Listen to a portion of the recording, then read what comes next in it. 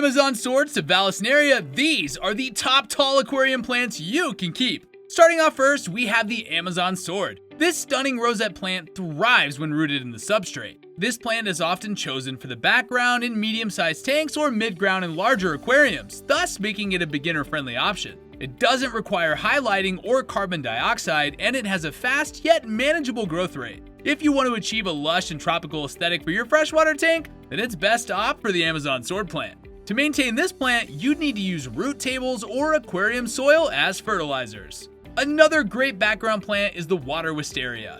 This fast-growing plant can be rooted in the substrate or allowed to float in the water column.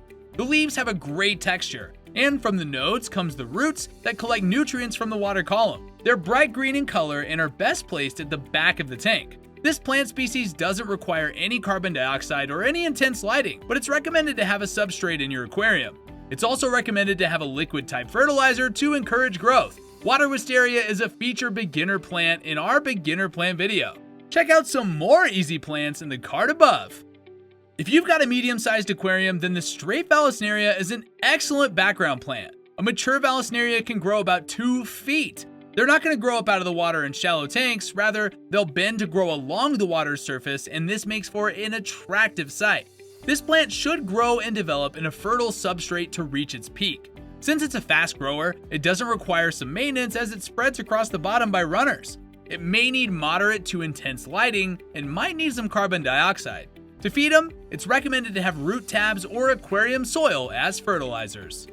If you need something taller than Spiralis, then the Vallisneria Americana is the one for you. These span up to 3 feet tall and thrive in a nutrient-rich substrate. It also has bright green leaves, and they have either straight or twisted but strap-like leaves that extend upward towards the water's surface. These plants may require carbon dioxide, moderate lighting, and a substrate to thrive. Root tabs or aquarium soil is their preferred fertilizer.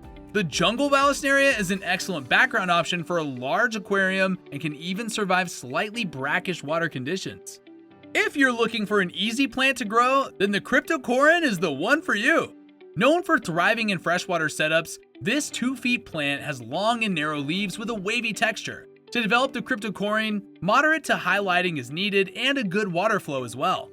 It's also a versatile plant, as it originates from areas with naturally hard water parameters, but can also live in slightly acidic to slightly alkaline conditions. Carbon dioxide is recommended for plant development, and for fertilizer, use root tabs, aquarium soil, or liquid fertilizer. Aquarists must also be aware of the water conditions of their tank, as they may suffer from crypt melt due to unstable water conditions, just as other crypts do. Also known as fanwort or giant Cabomba, this beautiful, fine, textured plant with a striking pale green color is a hardy species that can quickly grow to over 2 feet. This is a great background plant for large aquariums. Carbon dioxide, a regular feeding of liquid fertilizer, and moderate to high lighting, and a gentle water flow on top of that will help cultivate and develop this plant. The Brazilian waterweed, or Elodea, are a tall, deep green plant species that are perfect for those who are starting out. They grow at a moderate to fast pace and can be grown in both cold water and tropical aquariums, even without carbon dioxide. They don't need any intense lighting, and they'll thrive in liquid fertilizer. The Elodea look their best when planted in clumps at the back of the aquarium. The Hornwort, also known as coontail, is a hardy and fast-growing stern plant.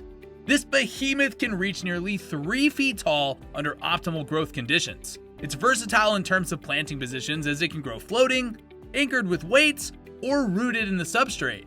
It's excellent in soaking up excess nutrients in the water and outcompeting nuisance algae. It's relatively easy to take care of too, as it only needs liquid fertilizer, moderate lighting, and doesn't require carbon dioxide.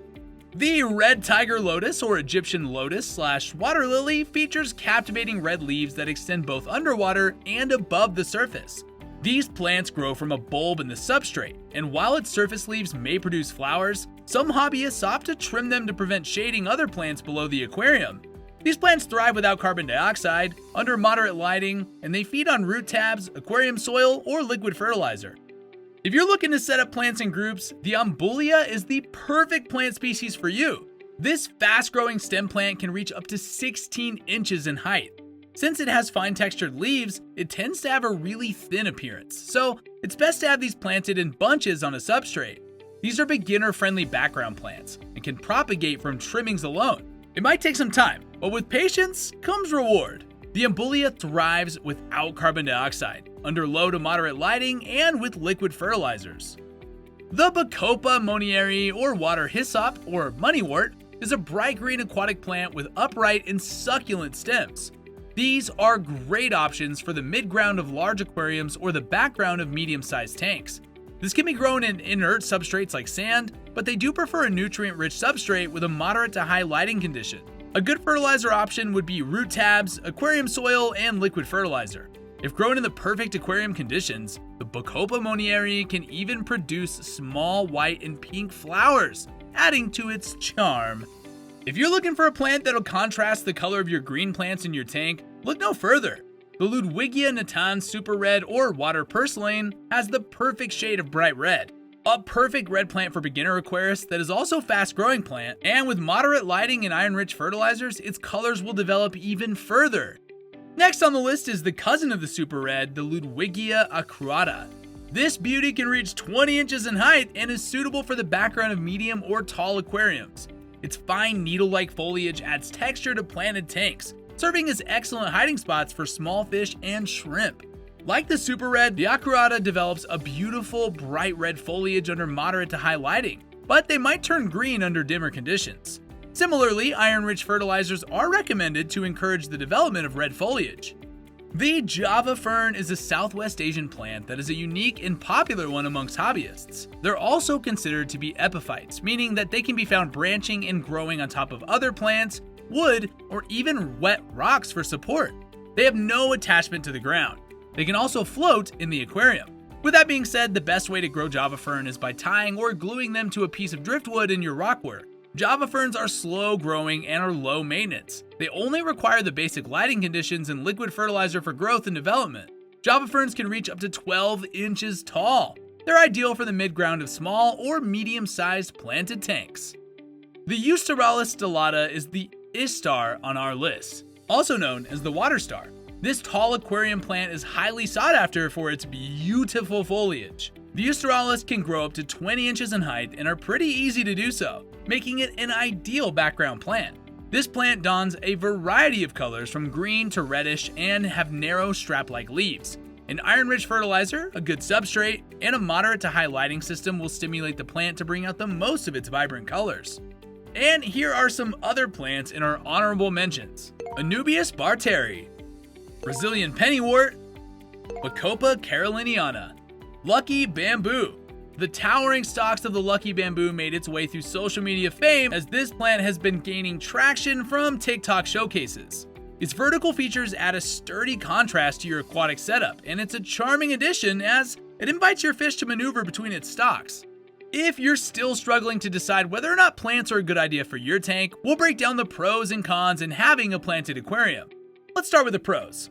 Tall plants can serve as curtains that can conceal background equipment. They oxygenate water, improving water quality and promoting fish health. Plants provide hiding spots for shy tank mates.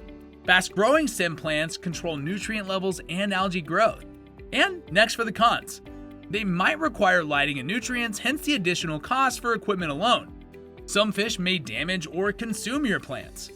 Fast-growing species may require frequent trimming, and spreading plants can overtake the tank floor if not maintained.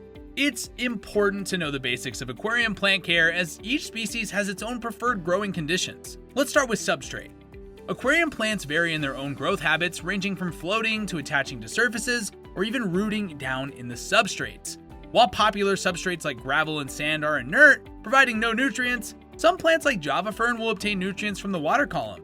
Root-feeding species like Amazon sword and Vallisneria require nutrient access at their root zones. It's recommended to grow these plants in a nutrient-rich aquarium soil or simply insert root fertilizer tablets around their root zone in an inert substrate. Next up, let's talk about lighting.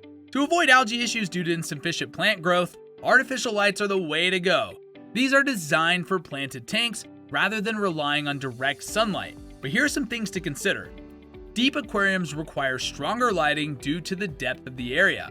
Fluorescent and LED lighting are preferable as they don't generate excessive heat and are energy efficient. opt for a lighting system with a spectrum or temperature of around 5,000 to 7,000 Kelvin for natural color and healthy plant growth. And use a timer for your aquarium lights to simulate a natural day-night cycle with about 8 hours of light per day. For simplicity, consider Current USA's Serene RGB lights. Advanced setups may involve T5s, but this post focuses on easy-to-care-for plants for greater success. Next, feeding. Plants scour their nutrients from multiple sources like the water, substrates, waste, or all of the above.